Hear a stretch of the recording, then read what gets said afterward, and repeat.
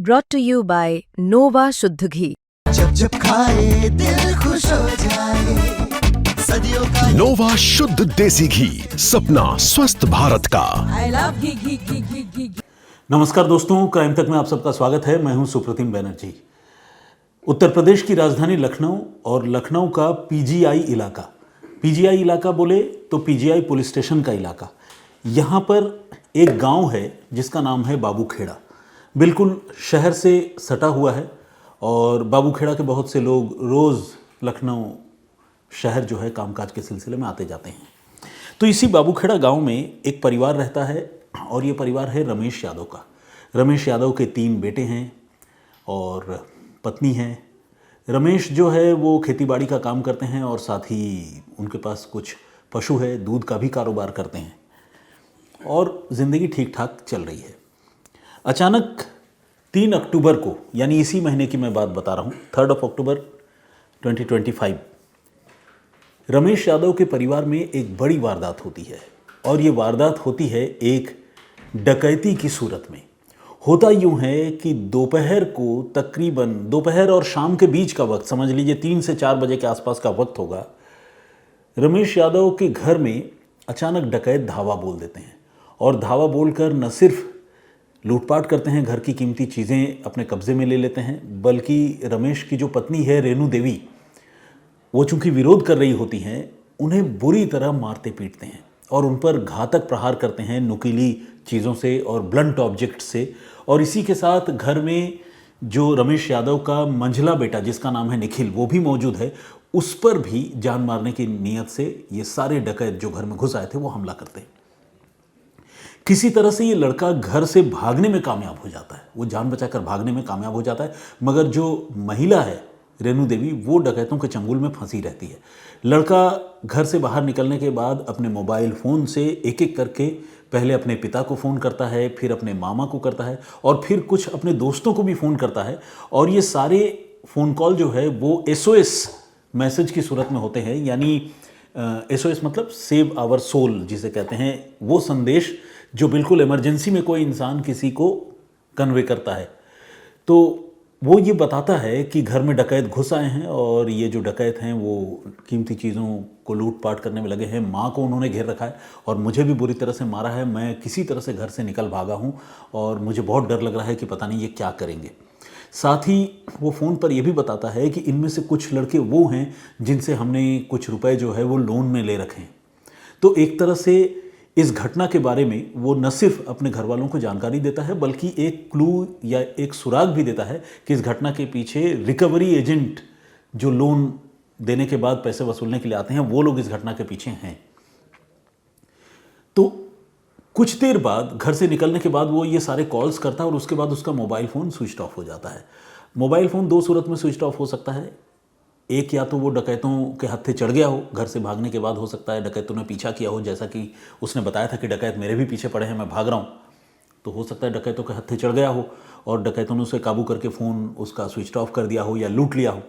और दूसरी बात ये हो सकती है कि उसके फ़ोन की बैटरी ख़त्म हो गई हो।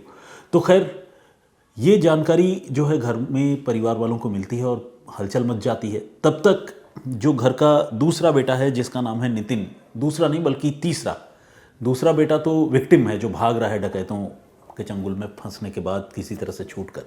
तो जो तीसरा बेटा है, छोटा बेटा नितिन, वो जो है घर पहुंचता है। वो थोड़ी ही दूर में उसके चाचा का घर है, वहाँ पर था और वहाँ से जब घर आता है उसे इस पूरे घटनाक्रम की कोई जानकारी नहीं है। वो घर में आकर जो मंजर देखता है उसे देखकर वो दहल जाता है, डर जाता है, क्योंकि घर में सारी कीमती चीज़ें बिखरी हुई है, अलमारी जो है वो टूटी हुई है और सबसे ख़ास और अहम बात वो ये कि उसकी माता रेणु देवी वो लहूलुहान घर में जो है वो पड़ी हुई हैं बेहोशी की हालत में।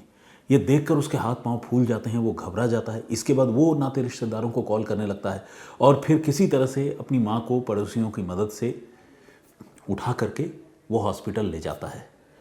मगर अफसोस और दुख की बात ये कि रेणु देवी की जान नहीं बचती, यानी डकैतों के हमले में रेणु देवी की मौत हो जाती है। और जब तक छोटा बेटा नितिन अपनी माँ को लेकर हॉस्पिटल पहुँचता है तब तक देर हो चुकी होती है। और ख़ास बात ये भी है कि जब छोटा बेटा घर आता है तब तक डकैत भी वहाँ से फरार हो चुके होते हैं। तो छोटे बेटे को किसी भी डकैत के बारे में कोई जानकारी नहीं मिलती, लेकिन सीन ऑफ क्राइम को देखकर वो समझ जाता है कि ये अनहोनी जो है लूटपाट या डकैती के सिवाय किसी और रीज़न से हो ही नहीं सकती। पुलिस को फ़ोन किया जाता है। उधर हॉस्पिटल से भी पुलिस को जानकारी मिलती है कि एक महिला की हत्या हो गई है और उस पर जानलेवा हमला किया गया है, नुकीली चीज़ों से वार किए गए हैं। तो पुलिस पहुंचती है, हॉस्पिटल भी पहुंचती है और फिर इनके घर भी आती है, सीन ऑफ क्राइम का मुआयना करती है और इस मामले की जांच शुरू की जाती है। घटनाक्रम को देखकर ये लूटपाट का आइडेंटिकल केस लगता है, सिवाय एक बात के, वो ये कि घर में कोई फोर्सफुल एंट्री के कोई निशान नहीं है। बल्कि एक और बात भी थी, वो ये कि दोपहर के वक्त ये लूटपाट की घटना हुई, लेकिन आसपास के किसी आदमी ने, किसी इंसान ने, पड़ोसियों ने इस घटना की न तो कोई शोर या चीख सुनी और न ही किसी को आते जाते हुए देखा। तो ये दो बातें थी जो पुलिस को थोड़ा हैरान कर रही थी। और लेकिन अदरवाइज़ जो घर की हालत थी उसे देखकर ये क्लियर कट रॉबरी का ही मामला लग रहा था। और जिस तरह से महिला को टारगेट किया गया उससे लग रहा था कि शायद महिला ने डकैतों को रोकने की कोशिश की होगी, रिटेलिएट किया होगा। अब पुलिस इस मामले का जो इकलौता चश्मदीद जो कि ज़िंदा बचा है, ये उम्मीद की जा सकती है, घर का मंझला बेटा निखिल, उसकी तलाश में लगती है। लेकिन दिक्कत ये होती है कि निखिल का मोबाइल फ़ोन स्विच ऑफ हो चुका है। इस बीच पुलिस अलग अलग जगह पर ढूंढती है, अपने मुखबिरों के तंत्र को एक्टिव करती है, पता करती है कि कौन कौन से ऐसे फाइनेंस इंस्टीट्यूट या ऑर्गेनाइजेशन हैं जो लोन देते हैं और रिकवरी एजेंट जिनके बड़े जालिम हैं, पुलिस पता करने में लगती है। इस बीच पुलिस को जब छानबीन होती है तो पुलिस को लखनऊ के चार बाग इलाके में निखिल की मोटरसाइकिल मिल जाती है। वो निखिल जो कि डकैती की इस घटना के बाद से गायब है और उसका मोबाइल फ़ोन स्विच ऑफ हो चुका है। निखिल की मोटरसाइकिल मिल जाती है। अब निखिल की मोटरसाइकिल मिलने के साथ ही ये रहस्य थोड़ा और गहरा हो जाता है। सवाल ये है कि क्या निखिल जब घर से भागा तो क्या वो बाइक लेकर भागा था? क्योंकि अगर तो बाइक लेकर भागा था फिर तो डकैतों के उसका पीछा करने का कोई बहुत ज़्यादा सवाल बनता नहीं है, क्योंकि बाइक से वो बड़ी तेज़ी से भाग सकता है और अगर पीछे और भी लोग पड़े हुए हों तो आसपास के लोग भी देख सकते हैं, रोक सकते हैं। फिर चार बाग तक बाइक का चला जाना, यहाँ से मतलब बाबूखेड़ा गांव से, ये अपने आप में एक मिस्ट्री है। तो पुलिस जो है लगातार इस मामले की तहकीकात, जैसा कि मैंने आपको बताया, एक एक सुराग सबूत जुटाने में लगी है। और इसी कड़ी में पुलिस जो है वो सीसीटीवी फुटेज भी लगातार एक्सप्लोर कर रही होती है, चेक कर रही होती है। सीसीटीवी फुटेज चेक करके किसी फाइनल कंक्लूजन में पहुंचने में थोड़ा टाइम लगता है, क्योंकि फुटेज पहले रिट्रीव करना होता है। इनके घर में कैमरे लगे हुए हैं, नहीं लगे हुए हैं, वो भी देखने की बात है। तो पुलिस को कुछ ऐसे सीसीटीवी फुटेज मिलते हैं जो बड़े ही शॉकिंग और सस्पिशियस होते हैं। वो इसलिए कि ये जो निखिल, जिसने घर के तमाम नाते रिश्तेदारों को फ़ोन करके ये बताया था कि डकैतों ने घर में हमला कर दिया है, वो जान बचाकर भाग रहा है, वो निखिल शाम के वक्त में इस घटना के लिए जब भी उसने कॉल किया था उससे थोड़ी देर पहले सीसीटीवी फुटेज में वो बड़े आराम से अपने कंधे पर एक बैग लेकर अपनी बाइक से घर से निकलता हुआ दिखता है और बिल्कुल कूल और काम तरीके से, बड़े आराम से। उसे देखकर बिल्कुल ऐसा नहीं लगता कि वो डरा हुआ है या डकैत उसके पीछे पड़े हैं, वो मुड़कर देख रहा है, भागने की कोशिश कर रहा है, ऐसा कुछ भी नहीं है। तो ये बात बड़ी कॉन्ट्रडिक्टरी है, बहुत ही विरोधाभासी है, क्योंकि बेटा पूरी दुनिया को, अपने पिता को, मामा को फ़ोन करके बता रहा है कि घर में डकैत आ गए हैं, मैं जान बचाकर भाग रहा हूँ, माँ को मार पीट रहे हैं, और यहाँ पर सीसीटीवी फुटेज में वो बिल्कुल सॉर्टेड दिख रहा है, आराम से घर से निकलता हुआ दिख रहा है। तो ये एक बहुत बड़ी कॉन्स्पिरेसी या साजिश की तरफ इशारा करती है ये फुटेज। और इस फुटेज को देखने के बाद पुलिस ये तय करती है कि इस मामले का खुलासा तभी हो पाएगा जब ये निखिल नाम का लड़का जो है वो पुलिस की हिरासत में आएगा। पुलिस अब उसके मोबाइल फ़ोन को सर्विलांस में लगाती है, लेकिन मोबाइल फ़ोन लगातार स्विच ऑफ आ रहा है। फाइनली कई घंटों की कोशिश के बाद उसका मोबाइल फ़ोन स्विच ऑन होता है और इस बार उसका मोबाइल फ़ोन जो है उसकी लोकेशन उत्तर प्रदेश के फतेहपुर में एक पर्टिकुलर जगह पर दिखाई देती है। लखनऊ पुलिस फतेहपुर पुलिस से भी कांटेक्ट करती है, मदद लेती है और निखिल को आखिरकार इंटरसेप्ट कर लिया जाता है और उसे लखनऊ ले आया जाता है। इधर घर में कोहराम मचा हुआ है, क्योंकि निखिल की माँ की मौत हो चुकी है और कीमती चीज़ें घर से लूटपाट करके, जेवर, लुटेरे या डकैत जो भी कहें आप, वो लेकर चले गए। निखिल से पूछताछ होती है और पुलिस निखिल से पूछती है कि भाई क्या मामला, बताओ कैसे हुआ। तो उसने पहले पूरी कहानी वही सुनाई जो कहानी उसने अपने पिता, मामा और दोस्तों को सुनाई थी। पुलिस तसल्ली से सुनती है और फिर उसे बोलती है ठीक है, आओ एक सीसीटीवी फुटेज तुम्हें दिखाते हैं। फिर पुलिस निखिल को सीसीटीवी फुटेज दिखाती है। ये सीसीटीवी फुटेज किसी और का नहीं, उसी का था जिसमें वो बड़े आराम से घर से निकलकर बाइक पर कंधे में एक बैग लेकर जाता हुआ दिख रहा था। पुलिस ने कहा कि ये क्या है। अब निखिल के चेहरे पर हवाइयाँ उड़ने लगती है। उसे समझ में नहीं आता कि वो पुलिस वालों को क्या जवाब दे। इसके बाद वो टूट जाता है और हाथ जोड़कर पुलिस से माफ़ी मांगने लगता है। पुलिस पूछती है कि पूरी बात बताओ, हुआ क्या था। तो वो अब पूरी कहानी सुनाता है और वो ये बताता है कि उसकी माँ की मौत का जिम्मेदार कोई बाहर का आदमी या डकैत नहीं, बल्कि वो खुद है। उसी ने घर में मौजूद पेचकस से अपने माँ के गले और शरीर के दूसरे वाइटल ऑर्गन पर जानलेवा वार किए और इसके बाद जब वो तड़प रही थी, उनकी जान नहीं गई, तो घर में मौजूद गैस सिलेंडर को अपनी माँ के सिर पर पटक दिया। और इस तरह से जब वो बिल्कुल मरनासन हो गई या ढीली पड़ गई, तो फिर उनको उसी हाल में छोड़कर वो वहाँ से फरार हो गया। चूँकि उसके पकड़े जाने का डर था, तो इसलिए उसने झूठी कहानी बनाकर सारे घर वालों को बताया कि घर में डकैत आ गए हैं और चीज़ें लूटपाट करके ले गए हैं। पुलिस ने कहा तो वो जो लूटपाट वाली बात थी वो क्या है। उसने कहा कि अलमारी खोलकर मैंने ही जेवर निकाले हैं और तकरीबन 6 से 7 लाख रुपए के जेवर मेरे पास हैं जो मैंने अपने ही घर से लूटे हैं। तो पुलिस ने कहा ऐसा करने की ज़रूरत क्या थी। तो उसने बताया कि मुझे पैसों की सख्त ज़रूरत थी और इसलिए मैं खुद अपने ही घर में अपने घर की अलमारी से रुपए मैं निकाल रहा था, चुरा रहा था, जेवर चुरा रहा था। मेरी माँ ने देख लिया, वो मुझे डांटने लगी और शोर मचाने लगी। तो मुझे लगा कि ये पोल खुल गई तो घर में सारे लोगों को पता चल जाएगा कि मैं लूटपाट कर रहा हूँ, इसलिए मैंने मेरी माँ की हत्या कर दी। पुलिस ने पूछा ऐसी क्या ज़रूरत पड़ी पैसों की। तो फिर उसने बताया कि मैं ऑनलाइन बेटिंग और गेमिंग का बड़ा शौकीन हूँ और रुपए पैसे से सट्टा खेला करता हूँ और अभी मेरे ऊपर बहुत कर्ज है, मैंने लोगों से रुपए भी ले रखे हैं। पुलिस उसकी ये पूरी कहानी, पूरी बात सुनकर हैरान रह जाती है। उसके मोबाइल फ़ोन को जब पुलिस एक्सप्लोर करती है तो उसमें कई सारे ऐप्स ऐसे दिखते हैं जिसमें ऑनलाइन गेमिंग होती है, रुपए पैसों का ट्रांजैक्शन होता है। सारा अकाउंट डिटेल खंगालने पर पता चलता है कि एक साल में उसने 50 लाख रुपए का ट्रांजैक्शन किया है और आज की तारीख में सारी गेमिंग और बेटिंग के बाद उसके हाथ खाली हैं। वो पुलिस को बताता है कि वो कई बार इस तरह की सट्टेबाजी और गेमिंग में रुपए जीत चुका है, जिसकी वजह से उसे ये लत लग गई है कि अब वो लगातार बगैर गेमिंग और बगैर बेटिंग के रह नहीं पाता।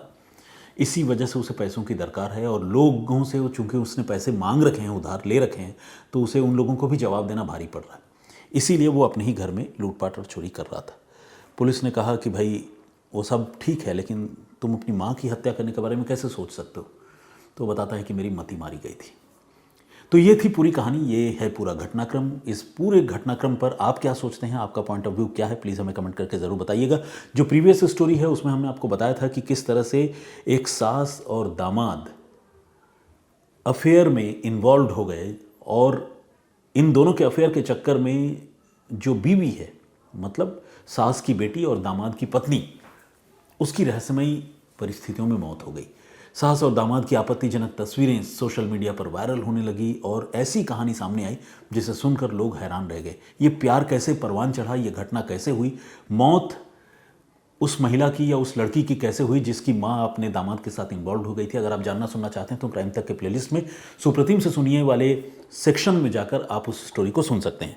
अब कुछ कमेंट्स पढ़ते हैं। ए जदारी फूलपुर के नाम से एक आईडी है और इन्होंने ये कहा है कि कुछ रिश्ते ऐसे होते हैं जो इज्जत और भरोसे की बुनियाद पर टिके हुए होते हैं, लेकिन कुछ लोग ऐसे होते हैं जो इस तरह के रिश्तों का भी तमाशा बना देते हैं। बिल्कुल आपने सही बात कही है। रिकी सलारिया हमारे रेगुलर लिसनर तो हैं ही, कमेंट भी रेगुलर करते हैं। Thanks for coming and thanks for so much regularity, इन्होंने लिखा है। Really appreciate, thank you very much Ricky ji, बहुत धन्यवाद आपका। रेगुलरिटी से याद आया, अभी मुझे लगता है कि रिकी जी और आप में से कुछ लोग शायद नाराज़ भी हो जाएं, कल मैं छुट्टी ले रहा हूं कुछ पर्सनल काम की वजह से, तो कल शायद आप लोगों की खिदमत में हाजिर नहीं हो पाऊंगा। तो और उसके बाद सैटरडे संडे तो बाय डिफ़ॉल्ट मेरी छुट्टी होती है। अब मुझे लगता है कि आप लोगों से मेरी मंडे मुलाकात होगी, तो मुझे लगा कि रेगुलरिटी की बात हो गई है तो ये भी बात बता दूँ आपको। Thank you very much.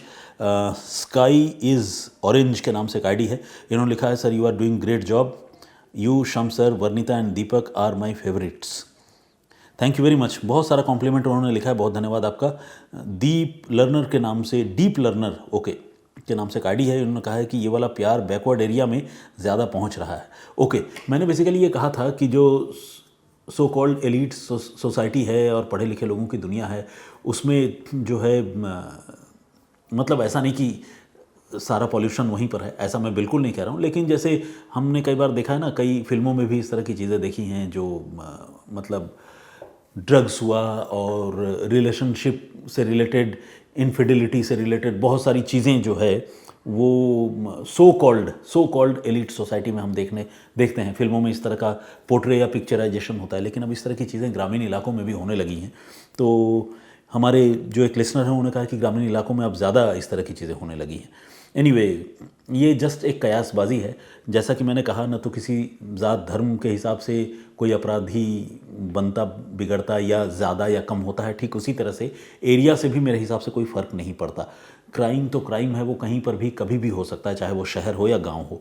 Sumer Singh का भी कमेंट है, बहुत स्वागत आपका। असबा का कमेंट है, बहुत धन्यवाद। और इसके अलावा उमेश भुइयाँ जी हमारे झारखंड से हैं, रेगुलर कमेंट करते हैं, बहुत स्वागत आपका। सोमिया सांगवान के नाम से है। और हाँ, इन्होंने एक पॉइंट आउट किया है, सास बहू नहीं सर, सास और दामाद।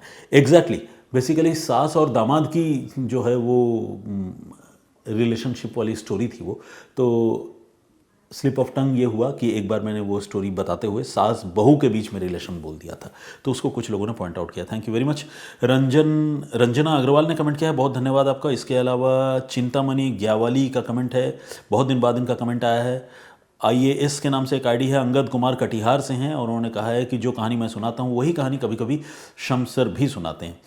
ऐसा होता है दोस्त, कभी कभी हो जाता है। राव साहब ने भी कमेंट किया है, यार सब आजकल फ़ोन पर बैड कंटेंट की वजह से हो रहा है, और आपकी कहानी रोज़ काम करते वक्त न्यूजीलैंड से मैं सुनता हूँ। Thank you very much. आप इतनी दूर बैठे हैं और हमारी कहानियाँ सुन रहे हैं, भारत अपने देश के बारे में जान रहे हैं।